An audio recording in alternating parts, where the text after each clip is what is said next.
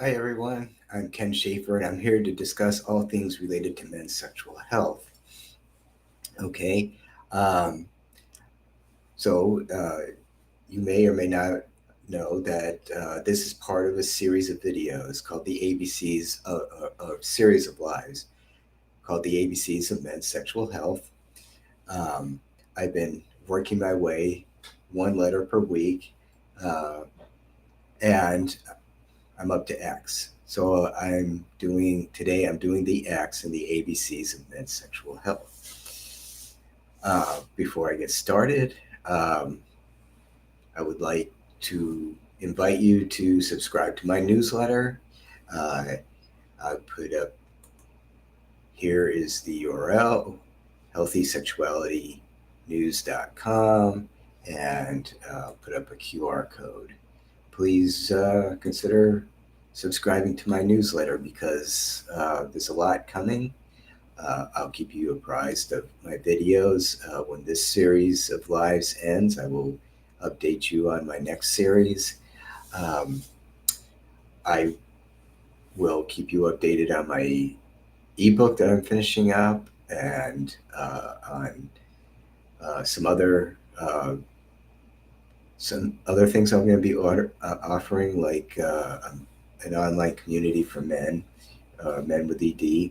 So, uh, yeah, subscribe. You'll get a lot of good information, and uh, you'll be able to uh, jump on the things that I'm going to be offering soon. Um, if you want, you can also subscribe to my newsletter through herbalerotics.com. That's the QR code I just put up. And let's see, captions, herbal erotics. Okay.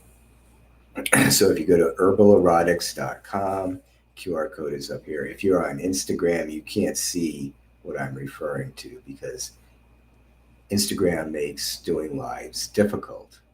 And I've complained about this probably for the last several lives that Instagram just seems to want to make things difficult.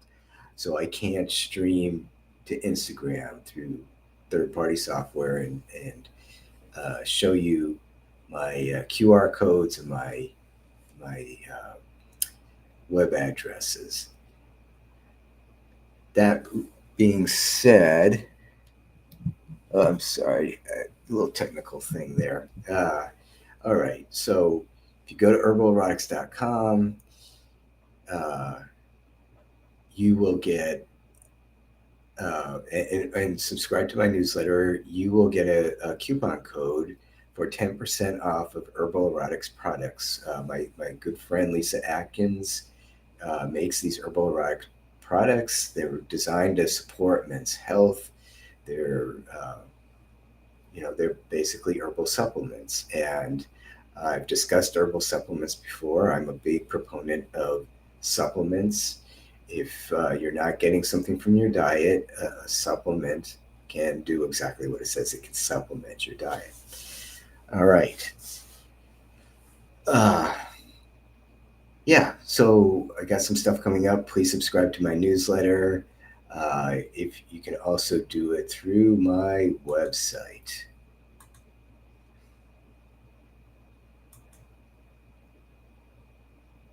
All right. So if you're on Facebook or Twitter or YouTube, you can see the QR code and the website listed.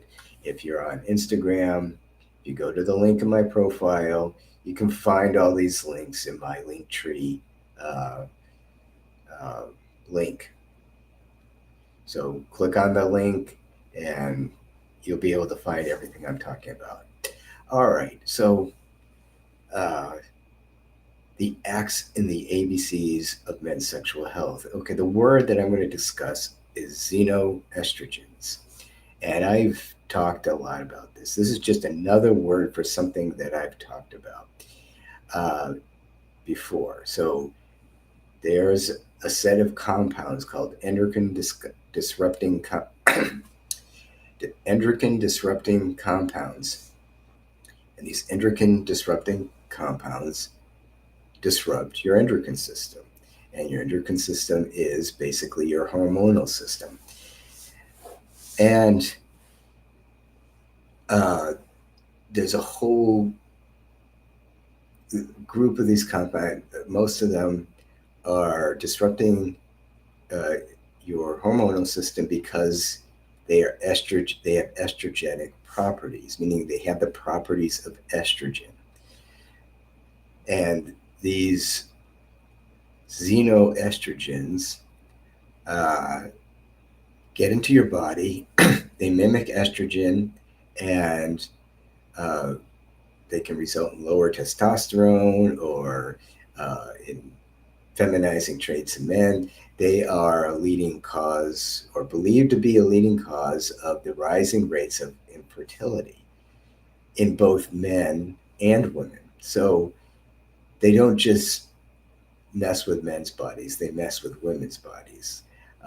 Not exactly in the same way or to the same degree, but uh, this is a public health hazard for everyone. Okay, and where are these chemicals? Well, they're everywhere, unfortunately.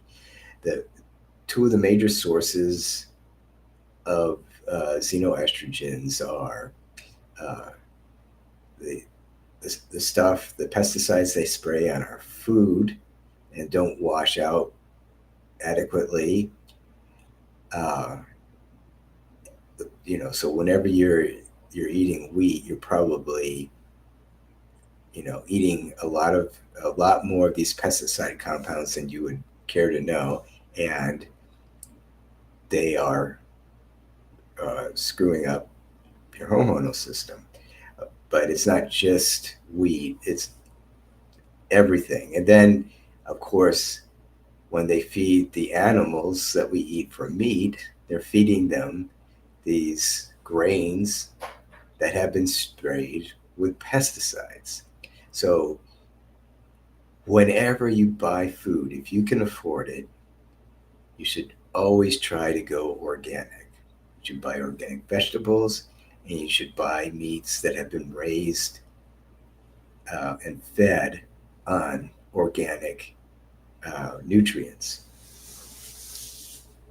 All right, another source of these estrogens is plastic. And plastic is literally everywhere.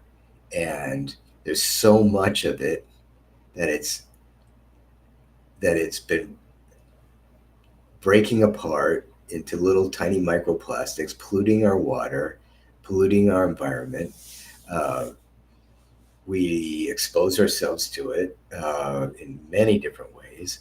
So you can't get away from plastic, not completely, but you can certainly reduce your exposure. And the best ways to reduce your exposure, um, and they're not the only ways, but start by getting plastic out of your kitchen. You don't want to store your food in plastic, and you don't want to cook your food in plastic. Metal, ceramic, or glass. That's what you should be using. And that goes for water, okay? If you're someone who buys bottled water, don't buy bottled water in plastic. It's totally defeating the purpose. The idea behind bottled water is that you're getting cleaner water that you can get through your tap. And more often than not, it is cleaner than what you can get through your tap. But if it's stored in plastic, it's totally defeating the purpose. So get bottled water that is in glass or metal containers, or ceramic. I don't know if I've ever seen water stored in ceramic containers, but anyway.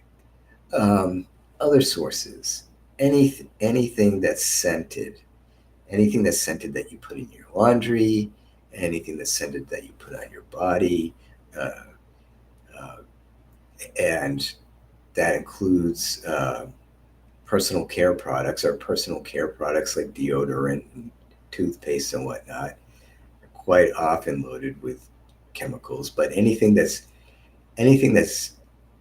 made to smell artificially nice, the chemicals that are used to create those scents are xenoestrogens. And So that's a big exposure from that source. Uh, get plastic out of your bathroom, even your shower curtain. If you can get a shower curtain, I always forget what this cloth is, um, but you can get a shower curtain made out of cloth. You can get cotton shower curtains, but they tend to mildew. Um, uh, there's a type of cloth that's made from um, the stuff that they make string and rope out of, and I, I can never hemp hemp. That's what it is. So if you can find shower curtains made of hemp, they don't tend to mildew and they don't tend to uh, stay wet. You know, they dry much easier than cotton. Um, but you don't want to store anything that you're going to put on your body, including soap, in um, plastic containers. So get plastic out of the kitchen, get plastic out of your bathroom. Those will be two big wins in mitigating your exposure to plastic. Um, Unfortunately, another source of plastic is our clothing. More and more of our clothing is made from polyester or some type of fiber that's derived from plastic. All right. And unfortunately, what happens is, the fibers are touching our bodies, and if you're sweating a lot or it's wet, uh, it doesn't even have to be that wet. The xenoestrogens in the polyester fibers will get absorbed by your skin. So you're literally absorbing these estrogenic compounds through your skin. Um, so those are some, you know, go through your healthcare product. Go to edc.org and go through all your personal care products uh, and look at whether or not they have dangerous chemicals in them. And you will probably be shocked at what you find. I have gone out of my way to find personal care products that are made from natural substances and don't contain these chemicals. And I would encourage you to do the same. Uh, and incidentally, as a personal care product, as a deodorant, I use colloidal silver. And I actually make this. You can make it, and I'm sure you can buy it. But colloidal silver is a natural antibacterial substance. And so, um, what I do is I make batches of colloidal silver, and I spray it under my arms, and it's the best deodorant I've ever used. It's not an antiperspirant. In fact, most of what is used for antiperspirants um, has dangerous chemicals in it. It's the chemicals that you don't want to expose yourself to that are blocking up your pores, and so you won't sweat. Um, but if you're just worried about how you smell, body odor, colloidal silver is a great thing. If you have foot odor, you can spray it on your feet. If you have, underarms, and, if you have any problems with body odor, it's probably due to some kind of bacteria on your body. And if you use colloidal silver sparingly, you'd be amazed at the results. I couldn't believe how well it works. But um, so yeah, check out your personal care products on edc.org because a lot of them contain xenoestrogens and other chemicals. It's not just xenoestrogen. There are many chemicals that we're exposed to that are bad for our health and that disrupt our endocrine systems. All right. I've gone over pesticides. I've gone over uh, household clothing, scented products. So yeah, there's whole books written on this, and I you know, you can really go down the rabbit hole, but the reality is, uh, you can you can take care of a few really big things that are responsible for most of your exposure and be okay. Most people will be fine as long if you just limit, exposure through your food in the kitchen, exposure through the bathroom, your clothing. If you're going to buy clothing, I always suggest to people try to find clothing that is mostly made of mostly natural fibers, and that's getting harder and harder to do. Um, uh, most you can still easily find some cotton clothing, and by the way, when you are buying your clothes, you should uh, excuse me. I wish I had a glass of water with me. If you're buying clothes, uh, you want to buy natural fiber clothing as much as possible, especially your underwear, because that's closest to your skin. Then, of course, your outer clothing, and the, the further as you increase layers, like if you're talking about a winter jacket or whatnot, it's probably, you know, it's not a big deal to get a winter jacket made out of artificial fibers because it's not really going to have much contact with your skin. And I think you would have a very hard time.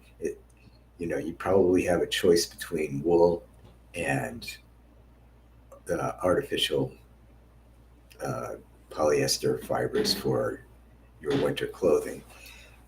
Uh, I love wool. I wear wool jackets. I wear wool underwear, and wool is not itchy. It's it depends on how they spin the fibers, but my socks are wool. My I have wool underwear, and I love wool. It's warm in the winter and it breathes well, so it keeps you cool in the summer. Um, anyway, I'm getting off on a side topic here, but uh, the point is opt for natural fibers, prioritize the clothing that is closest to your body, and as you're layer layering out your clothing, becomes and not as in, it's not in contact with your skin as much, then it's less of a threat to you. Okay, so I think I've beaten this topic to death. I'm going to wrap this up. Please like, share, and subscribe my content. Uh, Sign up for my newsletter. Please sign up for my newsletter. It's gonna get you a lot of really good information. Um, uh, whatever social media platform, whatever social media platform you're watching this on, I hope that you'll check out my other social media platforms, and if you're on those, and follow me there as well. Uh,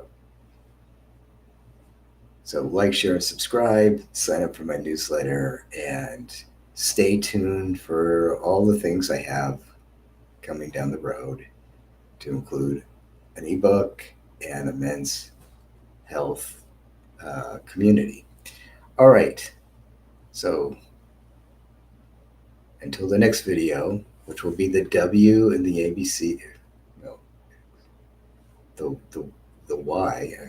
I don't know my alphabet. The Y in the ABCs of men's sexual health, and then that will be followed the following week with Z, and then I'll be wrapping up this series. So until the next video, thank you for watching, and goodbye.